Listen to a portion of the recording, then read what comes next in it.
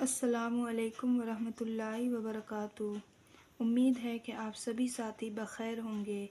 تو آج ہم لوگ قمر جہاں سبق کے سوال و جواب کو حل کریں گے، لہٰذا آپ سے درخواست ہے کہ آپ ان کو ٹھیک سے سن کر یاد کرنے کی کوشش کریں۔ سوال نمبر 3، محاذر ادب کی اصطلاح سے آپ کیا سمجھتے ہیں؟ کیا زیر نصاب افسانہ اس زمرے میں ہے؟ مدلل جواب دیجیے۔ جواب: محاذر ادب جدید دور کے ادب کی ایک ادبی اصطلاح ہے جس کا لغوی معنی ہوتا ہے ہجرت کرنے والی ادب، لیکن ادب کی اصطلاح میں محاذر ادب ایک وسیع تر نظریہ ہے جس کی کئی صورتیں ہیں، مثلاً یہ کہ مادری زبان کے علاوہ دیگر ادبیات کے اصطلاحات اپنی مادری زبان میں شامل کر لینا۔ اس کی بھی دو شکلیں ہیں، پہلی یہ کہ کسی زبان کے لفظ کو بعینیہ استعمال ہوتا ہے اور اب اردو زبان کا حصہ ہے، دوسری شکل یہ کہ کسی زبان کے لفظ کو جزوی طور پر صورت بدل کر استعمال کرنا۔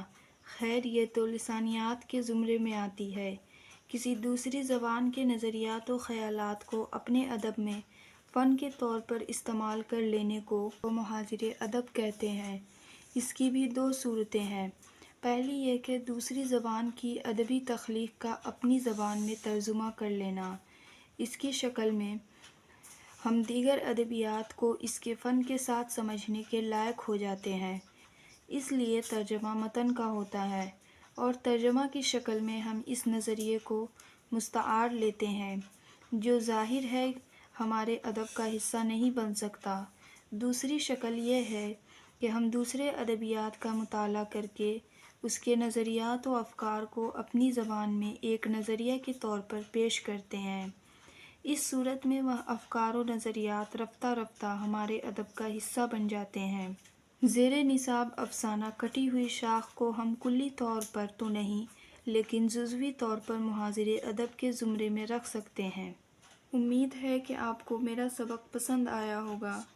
آخر میں میری آپ سے درخواست ہے کہ میرے چینل کو سبسکرائب اور لائک کریں تاکہ اگلا سبق آسانی سے آپ تک پہنچ جائے، اور اگر کوئی سوال ہو تو کمنٹ باکس میں ضرور لکھیں۔ شکریہ۔